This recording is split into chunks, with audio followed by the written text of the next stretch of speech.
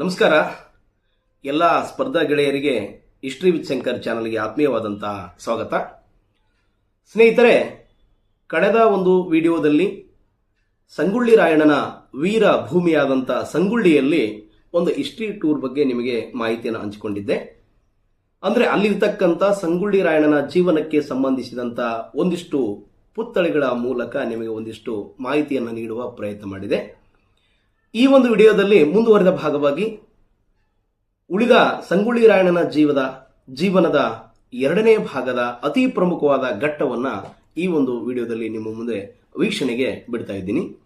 ಸ್ನೇಹಿತರೆ, ಡಿಸೆಂಬರ್ 5, 1824ರಲ್ಲಿ ನಡೆದಂತ ಆಂಗ್ಲೋ ಕಿತ್ತೂರು ಎರಡನೆಯ ಒಂದು ಯುದ್ಧದಲ್ಲಿ ವಿದ್ರೋಹಿಗಳ ಮೋಸದಿಂದ ಸೋಲಿಗೆ ಈಡಾದಂತ ಕಿತ್ತೂರು ಮಹಾಸಂಸ್ಥಾನದ ಎಲ್ಲಾ ವೀರಾದಿ ವೀರರನ್ನ ಮತ್ತು ಸಂಸ್ಥಾನದ ರಾಣಿ ಚೆನ್ನಮ್ಮಾಜಿಯನ್ನ ಬ್ರಿಟಿಷರು ಬಂಧಿಸುವಲ್ಲಿ ಯಶಸ್ವಿಯಾಗ್ತಾರೆ. ಈ ಯುದ್ಧದಲ್ಲಿ ಸೋತಂತ ಎಲ್ಲಾ ಕೈದಿಗಳನ್ನ ಯುದ್ಧ ಕೈದಿಗಳಂತ ಹೇಳಿ ಧಾರವಾಡದ ಜೈಲಿನಲ್ಲಿ ಬಂಧಿಸಿಡಲಾಗ್ತದೆ. ಆ ಕೈದಿಗಳಲ್ಲಿ ನಮ್ಮ ವೀರ ಸಂಗೊಳ್ಳಿ ರಾಯಣ್ಣನು ಕೂಡ ಒಬ್ಬನಾಗಿರ್ತಾನ. ಸುಮಾರು 50 ದಿವಸಗಳ ಕಾಲ ಧಾರವಾಡದ ಜೈಲಿನಲ್ಲಿ ಇರ್ತಕ್ಕಂಥ ಸಂಗೊಳ್ಳಿ ರಾಯಣ್ಣ ನಂತರ ತನ್ನ ಜೊತೆಗಾರರೊಂದಿಗೆ ಬಿಡುಗಡೆ ಹೊಂತಾನ. ಜೊತೆಗಾರರೊಂದಿಗೆ ಬಿಡುಗಡೆ ಹೊಂದಿ ಸಂಗೊಳ್ಳಿ ರಾಯಣ್ಣ ಧಾರವಾಡ ಜೈಲಿನಿಂದ ತನ್ನೂರಿಗೆ ಬರುವಾಗ ಮಧ್ಯದಲ್ಲಿ ಕಿತ್ತೂರನ್ನ ನೋಡ್ತಾನೆ.